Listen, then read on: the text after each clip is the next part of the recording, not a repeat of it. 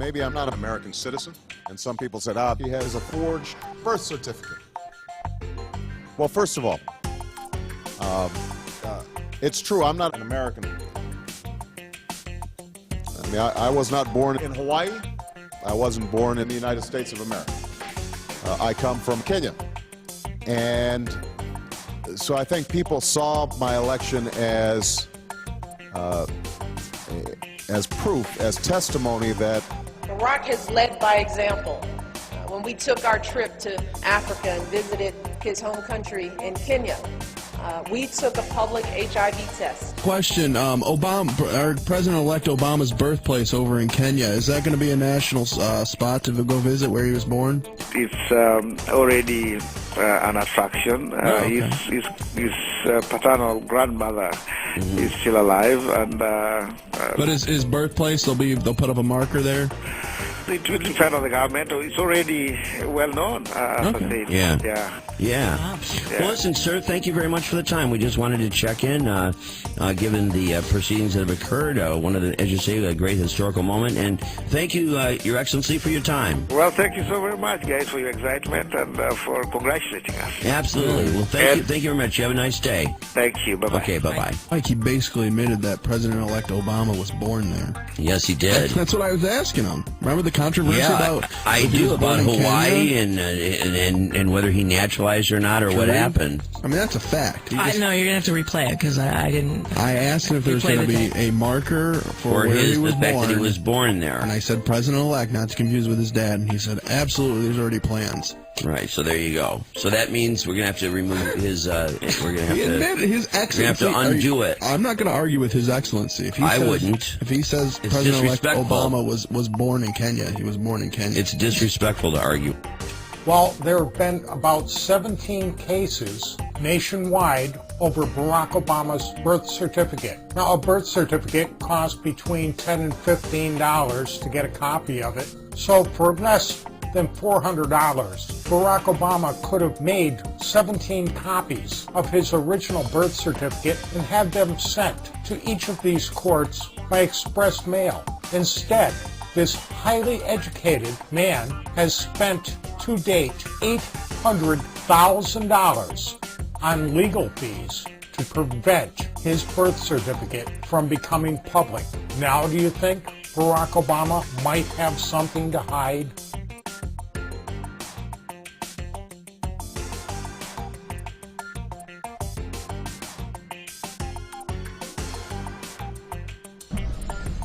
Assalamu alaikum.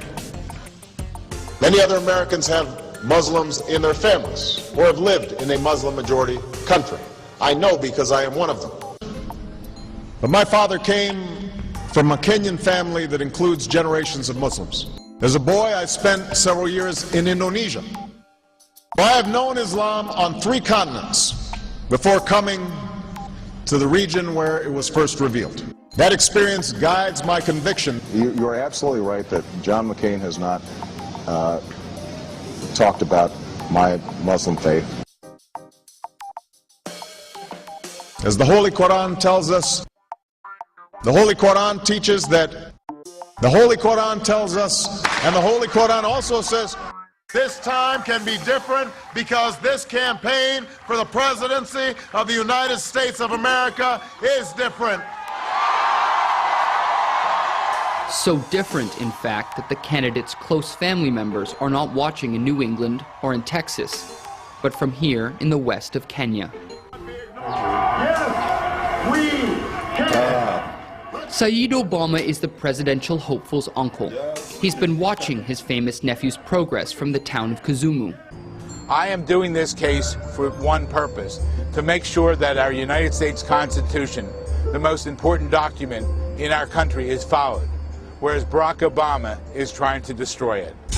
The United States Constitution provides a provision for a candidate running for president that the person must be 35 years of age, live in this country for 14 years, and also be a natural-born citizen. Barack Obama is not a natural-born citizen and therefore not qualified to be a candidate or to be elected president of the United States. His paternal grandmother, who still lives in Kenya, is going around telling everyone that my grandson is going to become president of the United States, and she's so proud because she was in the delivery room in Kenya with Barack Obama's brother and sister, I guess half-brother and half-sister, when he was born in 1961. His half-sister Maya was interviewed, and she stated that he was born at one hospital in Hawaii. When Obama was interviewed, he said he was born in the other hospital in Hawaii. You know, when I represent criminals at times, you know, when you tell the truth, everything's the same. When you lie, you're all over the board. And I think those statements indicate that he really was not born here in the United States. It really doesn't matter if he was born in Hawaii or not, because if he was born here as a natural-born citizen, he lost his citizenship. How can you lose your United States citizenship? Well, what happened is Obama's mother divorced the father. After that, she remarried. She remarried Lolo Sotoro from Indonesia.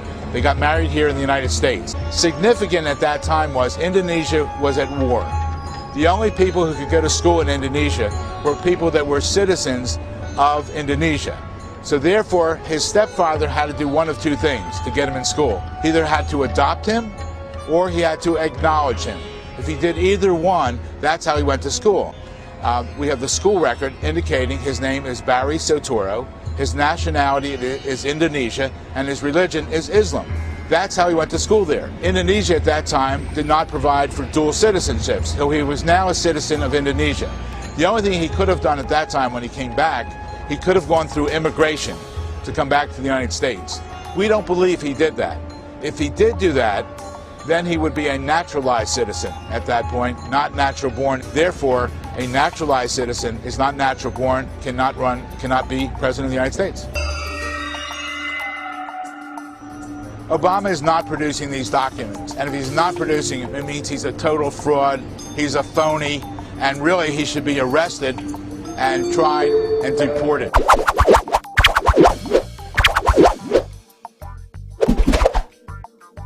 Barack Obama's citizenship problems as they pertain to his constitutional eligibility to be president of the United States. And unless you've taken the time to really research the facts, you probably don't actually know what all the commotion is even about. Or if you have relied on what our highly dishonest mainstream media and those in Mr. Obama's camp have been telling you, then you really have not heard the truth. The agents of misinformation want you to believe that this is an absurd battle being waged by conspiracy theorists. However, the issue is real, and the matter is serious. And simply trying to shoot the messenger will not make the message disappear. And why should it? This is our country we're talking about. The real hate mongers want you to believe this is about his race. We want to dispel the rumors you may have been hearing, and we want to set the record straight. The United States Constitution, which all members of the House and Senate have solemnly sworn to support and defend, states no person except a natural-born citizen or a citizen of the United States at the time of the adoption of this Constitution shall be eligible to the office of president. What is clear and indisputable is that a natural-born citizen is a citizen by no act of law such as naturalization. After the U.S. Constitution was written, further clarifications were made. All persons born in the United States and not subject to any foreign power are declared to be citizens of the United States. 2 months after the statute was enacted on June 16, 1866, the 14th Amendment was proposed and declared ratified on July 28, 1868. The first clause of the first section reads, "All persons born or naturalized in the United States and subject to the jurisdiction thereof are citizens of the United States and of the state wherein they reside."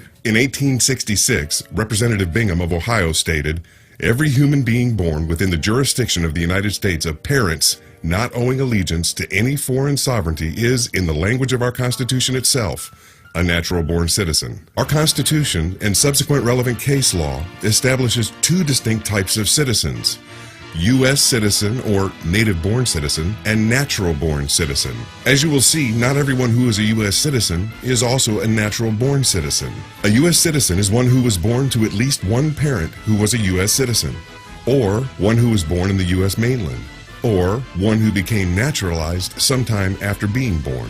The framers of the Constitution instituted a specific set of requirements to hold the highest office of the land: a natural-born citizen. A natural-born citizen is one who is not only born in the U.S. mainland, but who is also born of parents who are both U.S. citizens. A natural-born citizen is one who is born to American citizens, not citizen, citizens. But why does this matter? Barack Obama's father was not an American citizen. He was Kenyan, and at the time of his birth, because of his father's nationality, Barack Obama was subject to the laws of Britain. But Kenya was a British colony, still part of the United Kingdom's dwindling empire. As a Kenyan native, Barack Obama Sr. was a British subject whose citizenship status was governed by the British Nationality Act of 1948. That same act governed the status of Obama Sr.'s children. As you are likely aware, there are numerous active lawsuits challenging Mr. Obama's eligibility. Those that are asking that the long vault version of his birth certificate be produced for verification are rightfully lodged, since part of the natural-born qualification is birth on U.S. soil. Barack Obama has fought mightily and expensively to prevent having to reveal that document. However, Mr. Obama himself states that he cannot possibly hold the office of President of these United States legally. It is time for we the people to demand that our elected officials support and defend our Constitution as they solemnly swore to do. We the people will not allow our beloved Constitution to be hijacked and desecrated.